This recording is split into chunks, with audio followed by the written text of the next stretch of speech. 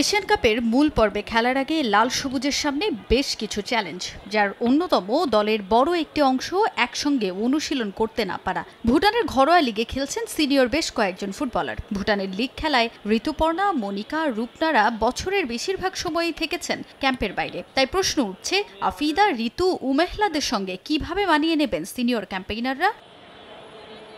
সম্প্রতি ভুটান লিগে দারুণ পারফর্ম করেছেন ঋতুপর্ণা, মনিকারা। পারো এফসির হয়ে ৮ ম্যাচে করেছেন ১৩ গোল, যার মধ্যে এক ম্যাচে আছে ৪ গোল আর অন্য এক ম্যাচে একাই ৬ বার বল জালে জড়িয়েছেন। তবে ভুটানের লিগে খেলা নিয়ে এর আগেও সমালোচনা করেছেন কোচ পিটার বাটলার। অপেক্ষাকৃত সহজ এই লিগে কোনো প্রতিদ্বন্দ্বিতাই নেই। এশিয়ান কাপের মূল পর্বে খেলার আগে থাইল্যান্ডের বিপক্ষে দুটি প্রস্তুতি ম্যাচেও সিনিয়রদের নিয়ে চিন্তার ভাঁজ স্পষ্ট কোচের কপালে।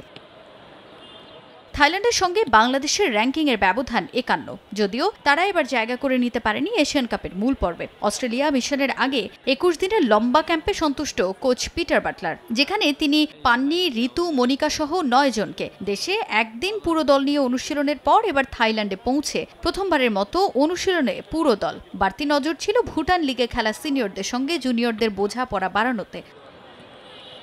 ফিফা উইন্ডোতে ম্যাচ দুটি হওয়ায় র্যাঙ্কিংয়ে উন্নতির সুযোগ থাকছে বাংলাদেশের। দলের সবাই ফিট থাকায় থাইল্যান্ডের বিপক্ষে জয়ের প্রত্যাশা লাল সবুজ বাহিনীর। থাইল্যান্ডে আসার পর প্রথম দিনের মতন ট্রেনিং, যারা ভুটানে ছিল তাদের আজকে ফুল টিমের সাথে দ্বিতীয় অনুশীলন। দলের সবাই ভালো আছে, সুস্থ আছে। থাইল্যান্ডের সাথে ভালো একটা ম্যাচ দিয়ে আমরা শুরু করতে চাই, যেহেতু ফিফা ফ্রেন্ডলি ম্যাচ। দুইটা ম্যাচই থাইল্যান্ডে অনুষ্ঠিত হবে।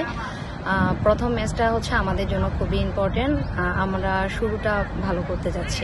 যেহেতু আমাদের দিক থেকে অনেকটা র্যাঙ্কিংটা এগিয়ে আছে, আমরাও চেষ্টা করব যে ফিফা ফ্রেন্ডলি ম্যাচ খেলার সুযোগ পেয়েছি যেন আমাদেরটা যত আরো কমিয়ে আনা যায়, সেটা আমরা চেষ্টা করব। আগামী ২৪ অক্টোবর প্রথম ও ২৭ অক্টোবর দ্বিতীয় ম্যাচে মাঠে নামবে বাংলাদেশ নারী ফুটবল দল। তাজিন খন্দকার, সময় সংবাদ।